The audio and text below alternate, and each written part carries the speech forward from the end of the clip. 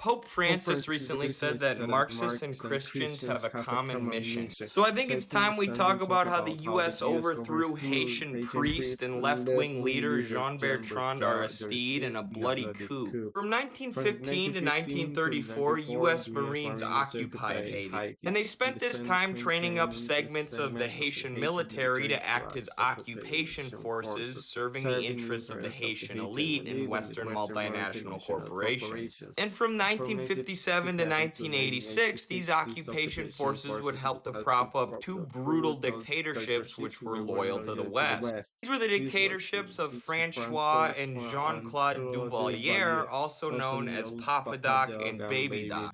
Isn't it nice to see a father and son running brutal dictatorships together? In 1986, Baby Doc would finally be tossed out of power in a popular uprising. At this point, the CIA began training up an organization called SIN, which they said was supposed to combat drug trafficking in Haiti. But what they actually did was protect US economic and political interests while actually getting involved in the drug trade themselves. This brings us back to Jean-Bertrand Aristide, the left-wing priest who would win Haiti's elections in 1990. His first policies were to implement breakfast programs for the homeless and raise the minimum wage over $2 for the first time. The US responded by saying this was a major threat to the business climate in Haiti, which means the ability of Western multinational corporations to pay Haitian workers rock-bottom wages. And the CIA, with help from groups like SIN on the ground, helped orchestrate a coup that tossed Aristide out of power in 1991. The CIA would continue to sabotage Aristide's political ambitions, but he actually gained the support of then President Bill Clinton, so long as he promised to change Haiti's agricultural policy to one that was beneficial for the West. Aristide won election in 1994, but he was then forced to import massive amounts of rice from American farmers in Arkansas.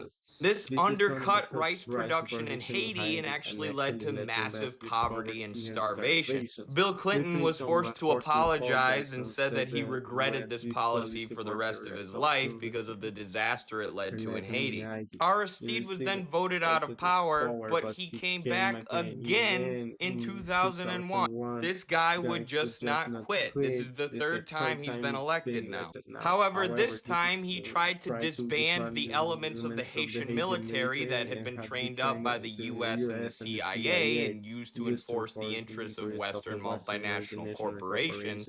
And the United States, under the leadership of George Bush, took huge offense to this. They proceeded to cut off Haiti from all economic financing and started encouraging right-wing paramilitary groups in the Dominican Republic to enter Haiti and start wreaking havoc. This was largely overseen by American official Colin Powell, who would later lie to the American public, claiming that Iraq had weapons of mass destruction, which was used as the pretext for the Iraq War. Both Democrats and Republicans celebrated this man when he recently passed away. But anyways, the US blamed the destabilization and chaos they had created in Haiti on Aristide himself and used that as pretext to intervene in the country. The United States, France, and Canada would kidnap Aristide at gunpoint and fly him out of the country into Central Africa. The US's preferred leader, Gerard Latortue, would take over and proceed to disappear thousands of Haitian leftists and social leaders. The US would look the other way and ignore all the people who were being disappeared by the regime that they had helped bring to power. Today, Haiti is one of the poorest countries in the world, which the Western media loves to talk about, but they rarely talk about the role that the United States government and the CIA played in destabilizing Haitian development and political stability.